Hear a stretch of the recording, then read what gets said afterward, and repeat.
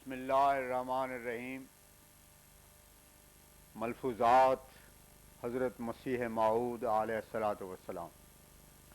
31 اگست سن 1901۔ فرمایا میرا انکار نہیں ہے، بلکہ یہ اللہ اور اس کے رسول صلی اللہ علیہ وسلم کا انکار ہے، کیونکہ جو میری تکذیب کرتا ہے وہ میری تکذیب سے پہلے معاذ اللہ تعالیٰ کو جھوٹا ٹھہرا لیتا ہے، جبکہ وہ دیکھتا ہے کہ اندرونی اور بیرونی فساد حد سے بڑے ہوئے ہیں، اور خدا تعالیٰ نے باوجود وعدہ انا نحن نزلنا الذکر و انا لہ لحافظون کے ان کی اصلاح کا کوئی انتظام نہیں کیا، جبکہ وہ اس امر پر بظاہر ایمان لاتا ہے کہ خدا تعالیٰ نے آیت استخلاف میں وعدہ کیا تھا کہ موسوی سلسلے کی طرح محمدی سلسلہ میں بھی خلفاء کا سلسلہ قائم کرے گا، مگر اس نے معاذ اللہ اس وعدے کو پورا نہیں کیا، اور اس وقت کوئی خلیفہ اس امت میں نہیں، اور نہ صرف یہاں تک ہی بلکہ اس بات سے بھی انکار کرنا پڑے گا کہ قرآن شریف نے جو حضرت صلی اللہ علیہ وسلم کو مسیح موسیٰ قرار دیا ہے یہ بھی صحیح نہیں ہے معاذ اللہ، کیونکہ اس سلسلے کی اتم مشابہت اور مماثلت کے لیے ضروری تھا کہ اس 14ویں صدی پر اسی امت میں سے ایک مسیح پیدا ہوتا، اسی طرح پر جیسے موسوی سلسلے میں 14ویں صدی پر ایک مسیح آیا، اور اسی طرح پر قرآن شریف کی اس آیت کو بھی جھٹلانا پڑے گا جو آخرین منہم لما یلاقو بہم میں ایک آنے والے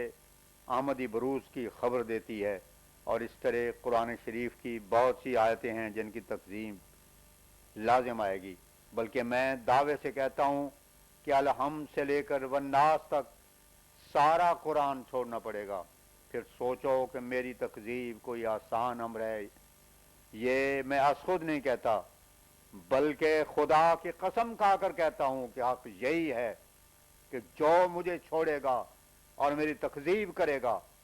وہ زبان سے نہ کرے مگر اپنے عمل سے۔ اس نے سارے قرآن کی تکذیب کر دی اور خدا کو چھوڑ دیا۔ اس کی طرف میرے ایک الہام میں بھی اشارہ ہے، انت منی وانا منکا،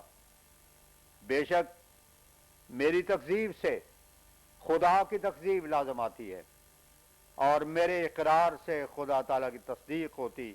اور اس کی ہستی پر قوی ایمان پیدا ہوتا ہے، اور پھر میری تکذیب نہیں، یہ رسول اللہ صلی اللہ علیہ وسلم کی تکذیب ہے۔ اب کوئی اس سے پہلے کہ میری تکذیب اور انکار کے لیے جرات کرے، ذرا اپنے دل میں سوچے اور اس سے فتویٰ طلب کرے کہ وہ کس کی تکذیب کرتا ہے، رسول اللہ صلی اللہ علیہ وسلم کی کیوں تکذیب ہوتی ہے؟ اس طرح پر کہ آپ نے جو وعدہ کیا تھا کہ ہر صدی کے سر پر مجدد آئے گا وہ معاذ اللہ جھوٹا نکلا، پھر آپ نے امامکم منکم فرمایا تھا وہ بھی معاذ اللہ غلط ہوا ہے، اور آپ نے جو صلیبی فتنے کے وقت مسیح کے آنے کی بشارت دی تھی وہ بھی معاذ اللہ غلط نکلی، کیونکہ فتنہ تو موجود ہو گیا مگر وہ آنے والا امام نہ آیا۔ اب ان باتوں کو جب کوئی تسلیم کرے گا عملی طور پر، کیا وہ حضرت صلی اللہ علیہ وسلم کا مکذب ٹھہرے گا یا نہیں؟ بس پھر میں کھول کر کہتا ہوں کہ میری تکذیب آسان امر نہیں، مجھے کافر کہنے سے پہلے خود کافر بننا ہوگا، مجھے بے دین اور گمراہ کہنے میں دیر ہوگی مگر پہلے اپنی گمراہی اور روسیائی کو مان لینا پڑے گا، مجھے قرآن و حدیث کا چھوڑنے والا کہنے سے پہلے خود قرآن اور حدیث کو چھوڑ دینا پڑے گا، اور پھر بھی وہی چھوڑے گا۔ میں قرآن و حدیث کا مصدق و مصداق ہوں، میں گمراہ نہیں بلکہ مادی ہوں، میں کافر نہیں بلکہ انا اول المومنین کا مصداق صحیح ہوں، اور جو کچھ میں کہتا ہوں خدا نے مجھ پر ظاہر کیا کہ یہ سچ ہے۔ جس کو خدا پر یقین ہے، جو قرآن اور رسول اللہ صلی اللہ علیہ وسلم کو حق مانتا ہے، اس کے لیے یہی حجت کافی ہے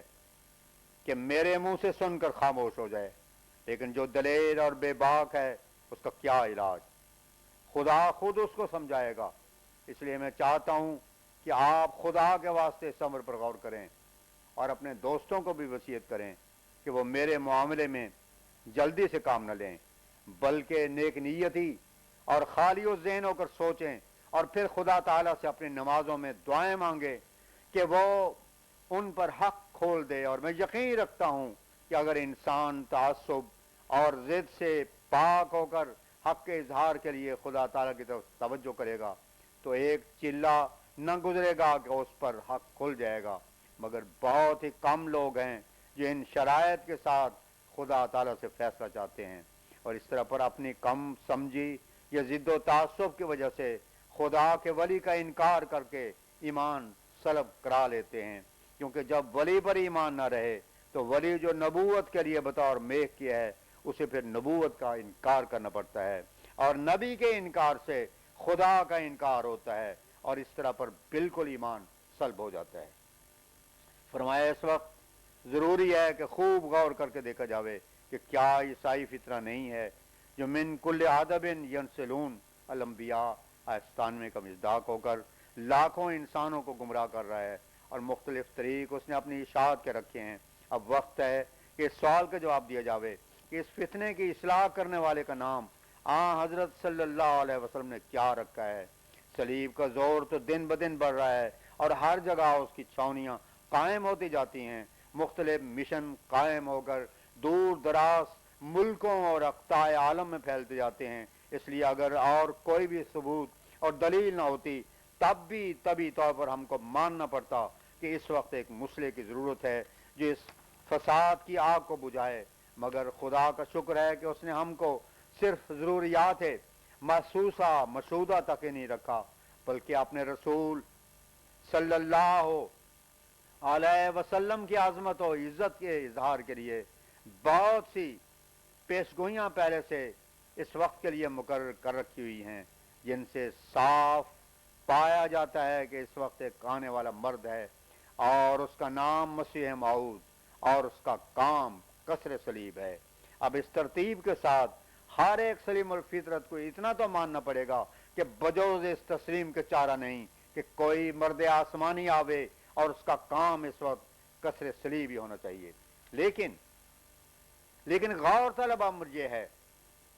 کہ یہ جو فرمایا گیا ہے کہ کسر صلیب مسیح موعود کا کام ہوگا، اس کا کیا مطلب ہے؟ کیا وہ لکڑی کے صلیب کو توڑے گا، اور اس سے فائدہ کیا ہوگا؟ صاف ظاہر ہے کہ لکڑی کے صلیب کو اگر توڑتا پھرے گا تو یہ کوئی عظیم الشان کام نہیں، اور نہ اس کا کوئی معتبر فائدہ ہو سکتا ہے۔ اگر وہ لکڑی کے صلیب توڑے گا تو اس کے بجائے سونے چاندی اور دھاتوں کی صلیبیں عیسائی بنا لیں گے، اور اس سے کیا نقصان ہوا؟ اور پھر حضرت ابو بکر رضی اللہ عنہ اور یزید اور صلاح الدین نے بہت سی صلیبیں توڑیں، تو کیا وہ اس ایک امر سے مسیح موعود بن گئے؟ نہیں، ہرگز نہیں۔ معلوم ہوا کہ اس سے یہ مراد ہرگز نہیں ہو سکتی کہ وہ لکڑی کے صلیب جو بعض مسیح عیسائیوں نے لٹکائی ہوئی ہے مسیح موعود توڑتا پھرے گا، بلکہ اس کے اندر ایک حقیقت ہے، اور اس حقیقت کی تائید میں حدیث کا ایک اور لفظ یضع الحرب آیا ہے، یعنی مسیح موعود لڑائیوں کو اٹھا دے گا۔ اب ہمیں کچھ سمجھاوے کہ ایک طرف تو مسیح موعود کا یہ کام ہے کہ وہ لڑائی کے سلسلے کو یک دفعہ اٹھا دے اور دین کے لیے لڑائی کا نام لینا حرام سمجھا جاوے، اور دوسری طرف یہ بھی صاف ثابت ہوتا ہے کہ وہ زمانہ امن کا زمانہ ہوگا، اور سلطنت عادل سلطنت ہوگی، جس سے اور بھی تقویت ہوتی ہے اس منشا کی کہ اس وقت لڑائیاں حرام ہوں گی۔ اچھا، لڑائیاں ہوں گی نہیں اور صلیب توڑنا مسیح موعود کا کام ہے، پھر سوچ کر دیکھو کہ ہمارے اس دعویٰ کی تائید صاف طور پر ہوتی ہے یا نہیں کہ صلیب توڑنے سے یہ لکڑی یا پیتل وغیرہ کے صلیبیں جو عیسائی شرک کے طور پر گلے میں لٹکائے پھرتے ہیں توڑنا مراد نہیں ہے، بلکہ یہ لفظ ایک اور حقیقت کی طرف اشارہ کرتا ہے، اور وہی ہے جو ہم لے کر آئے ہیں۔ ہم نے صاف طور پر اعلان کیا ہے کہ اس وقت جہاد حرام ہے، کیونکہ جیسے مسیح موعود کا وہ کام ہے، یضع الحربہ بھی اس کا کام ہے۔ اس کام کی رعایت سے ہم کو ضروری تھا کہ جہاد کے حرام ہونے کا فتویٰ صادر کریں۔ بس ہم کہتے ہیں کہ اس وقت دین کے نام سے تلوار یا ہتھیار اٹھانا حرام اور سخت گناہ ہے۔ ہم کو ان وحشی سردیوں پر افسوس آتا ہے کہ وہ آئے دن جہاد کے نام سے بعض وارداتیں کر کے جو دراصل اپنا پیٹ پالنے کے لیے کرتے ہیں، اسلام کے نام کو بدنام کرتے ہیں اور امن میں خلل انداز ہوتے ہیں۔ ایک سچے مسلمان کو ان وحشیوں کے ساتھ کوئی ہمدردی نہیں ہونی چاہیے۔ تو پھر یکسر الصلیب کا کیا معنی ہے؟ توجہ سے سننا چاہیے کہ مسیح موعود کی بعثت کا وقت غالب ہے، صلیب کے وقت ٹھہرایا گیا ہے اور وہ صلیب کو توڑنے کے لیے آئے گا۔ اب مطلب صاف ہے کہ مسیح موعود کی آمد کی غرض عیسوی دین کے ابطال کلی ہوگا، اور وہ حجت اور براہین کے ساتھ جن کو آسمانی تائیدات اور خوارق اور بھی قوی کر دیں گے، اور صلیب پرستی کے مذہب کو باطل کر کے دکھا دے گا، اور اس کا باطل ہونا دنیا پر روشن ہو جائے گا، اور لاکھوں روحیں اعتراف کریں گی کہ فی الحقیقت عیسائی دین انسان کے لیے رحمت کا باعث نہیں ہو سکتا۔ یہی وجہ ہے کہ ہماری ساری توجہ اس صلیب کی طرف لگی ہوئی ہے۔ صلیب کی شکست میں کیا کوئی کسر باقی ہے؟ موت مسیح کے مسئلے نے ہی صلیب کو پاس پاس کر دیا ہے، کیونکہ جب یہ ثابت ہو گیا کہ مسیح صلیب پر مرا ہی نہیں بلکہ وہ اپنی طبی موت سے کشمیر میں آ کر مرا، تو کوئی عقل مند ہمیں بتائے کہ اس سے صلیب کا باقی کیا رہتا ہے۔ اگر تعصب نے اور ضد نے بالکل ہی انسان کے دل کو تاریک اور اس کی عقل کو ناقابل فیصلہ نہ بنا دیا ہو، تو ایک عیسائی کو بھی یہ اقرار کرنا پڑے گا کہ اس مسئلے سے عیسائی دین کا سارا تار و پود دھڑ جاتا ہے۔ غرض یہ بات بالکل صاف ہے کہ مسیح موعود کو اللہ تعالیٰ اس وقت بھیجے گا جب صلیب کا غلبہ ہوگا، جس سے مراد یہ ہے کہ صلیبی دین کا فتنہ بڑا ہوا ہوگا، اس کی اشاعت اور توسیع کے لیے ہر ایک قسم کے ہیلوں کو کام میں لایا جائے گا، اور دنیا میں وہ ظلم و زور جس کا دوسرے لفظوں میں شرک اور مردہ پرستی نام ہو سکتا ہے ٹھہرایا جاوے گا۔ اس وقت اللہ تعالیٰ جس شخص کو بھیجے گا اس کا کام یہی ہوگا کہ اس ظلم و زور سے دنیا کو پاک کرے اور مردہ پرستی اور صلیب پرستی کی لعنت سے دنیا کو بچائے۔ اس طرح پر وہ صلیب کو توڑے گا۔ بظاہر یہ تناقض معلوم ہوتا ہے کہ اس کے کاموں میں سے یضع الحربہ بھی ہے کہ وہ لڑائیاں نہ کرے گا، اور صلیب کے توڑنے میں لڑائیوں کی ضرورت ہے۔ یہ تناقض سطحی خیال کے آدمیوں کو نظر آتا ہے جنہوں نے مسیح موعود کی آمد اور بعثت کی غرض کو ہرگز نہیں سمجھا، حالانکہ یضع الحربہ کا لفظ ہی کسر صلیب کی حقیقت کو بتاتا ہے کہ اس سے مراد، جیسے کہ میں نے ابھی بیان کیا ہے، لکڑی یا دوسری چیزوں کی صلیبوں کو توڑنا نہیں، بلکہ صلیبی ملت کی شکست ہے، اور ملت کی شکست بینہ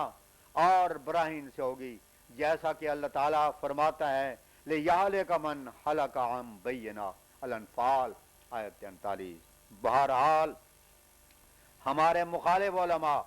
جو مخالفت میں اس قدر غلو کرتے ہیں، اگر ٹھنڈے دل سے اور خدا تعالیٰ کے حضور حاضر ہونے کا یقین رکھ کر ان باتوں کو سوچتے، تو یقیناً ان کو اس کے سوا چارہ نہ ہوتا کہ وہ میرے پیچھے ہو لیتے۔ وہ دیکھتے کہ صدی کا سر آ گیا، بلکہ اس میں سے 19 سال گزرنے کو آ گئے ہیں، اور صدی پر مجدد کا آنا ضروری ہے، ورنہ اس سے رسول اللہ صلی اللہ علیہ وسلم کی تکذیب لازم آتی ہے۔